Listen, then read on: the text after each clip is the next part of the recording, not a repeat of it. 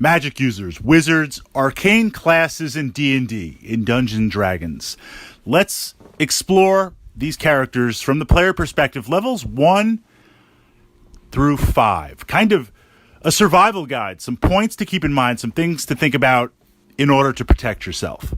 So naturally, stats are important for every character class, whether you're using point buy, being able to roll 46, drop the lowest, or you have a bank of stats that you can apply. Naturally, we're going to focus on intelligence. This is going to give you certain bonuses. Depending on the class kit, it might give you more spells.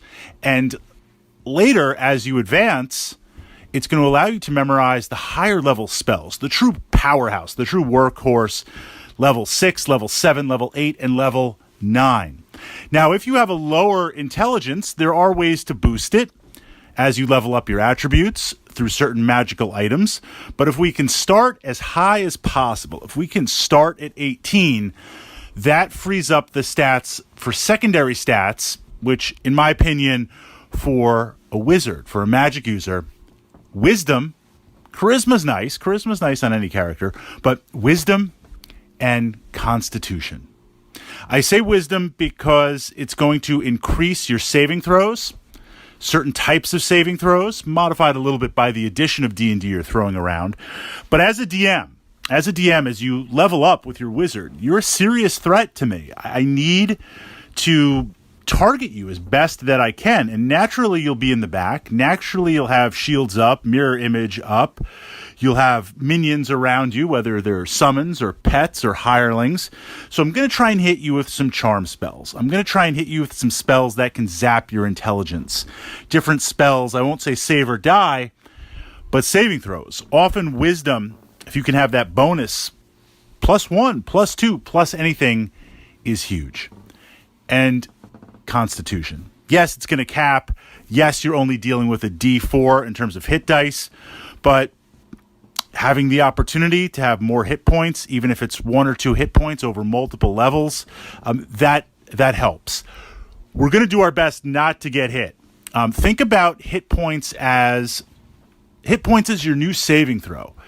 If you're taking damage and you're subtracting hit points, you've kind of done something wrong, or you've been caught in the moment by the DM, whether that's through positioning, or they targeted you with a spell, or they hit you with a dispel magic, shields down, and then they blasted you.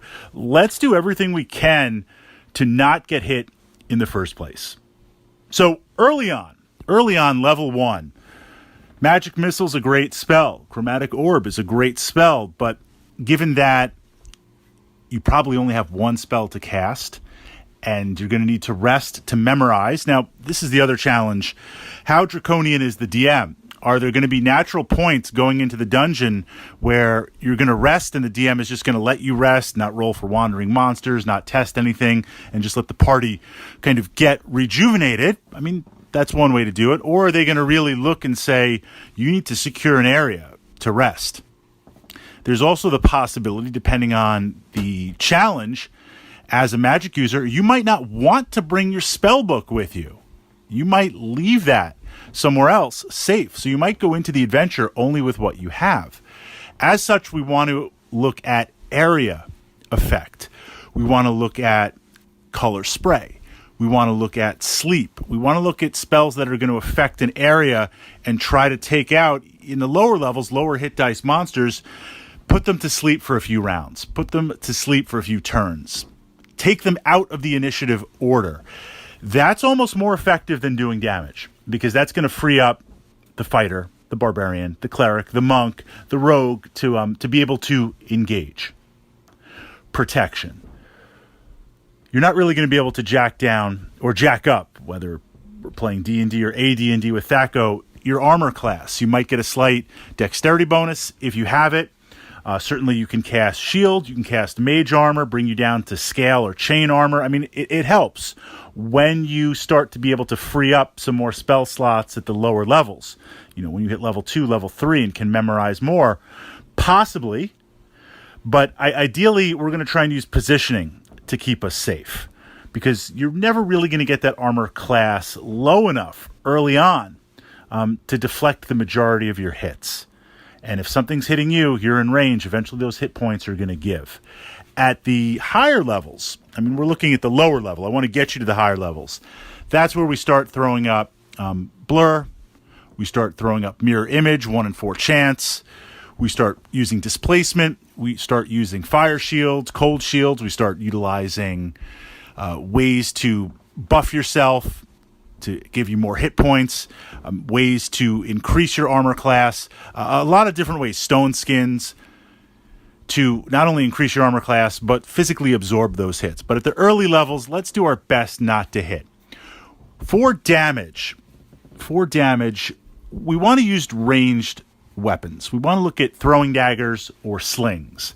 This way, ideally, early on in the fight, especially if the monsters are bunched up and the wizard has the initiative first, you can hit sleep, and then following turns, you can do the throwing darts, throwing daggers, and the sling.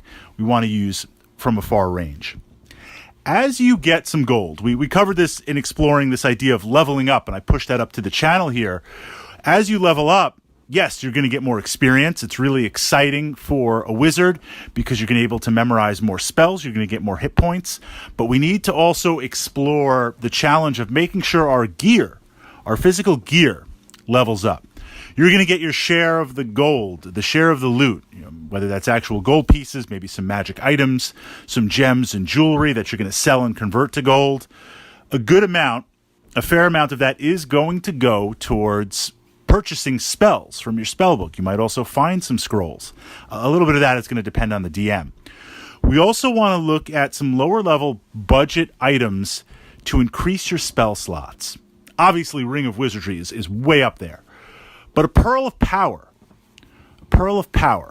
is a really great way just to get an extra first level spell.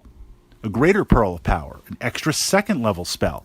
We also want to look at the mage's ability to use magic items and use magic devices without restriction, without having to test or take special feats. It's built into the character class. So utilize those for dealing damage. A really cheap wand of magic missiles, right? At level 2, at level 3, if I have a Pearl of Power, if I have a couple of healing potions to keep me safe, if I've got a wand of magic missiles and I've memorized maybe Charmed Person and Sleep, at the lower levels, from the DM's perspective, that character's got some bite, plus some daggers and some slings. You don't always have to utilize the wands, but sometimes you want to utilize a wand of magic missile if you need a guaranteed hit. Otherwise, if you don't, save that charge. That as you expand, that as you push forward, that's going to take you to level 4, level 5, depending on the addition of D&D. That's where things switch. That's where wizards, magic users, arcane classes make that jump. As soon as you get access to lightning bolt, fireball, 3rd level spells, that takes on an entire new dimension, because now you are generating amazing hit dice to attack with. You've got more spell slots. I mean, you're never going to have enough. We're always going to try and push that, casts per day, but you've got good diversity, and now you are starting to build your collection of magic items, which you use to complement the spells in your playstyle. The wizard is really on their way magically to being a force to be reckoned with.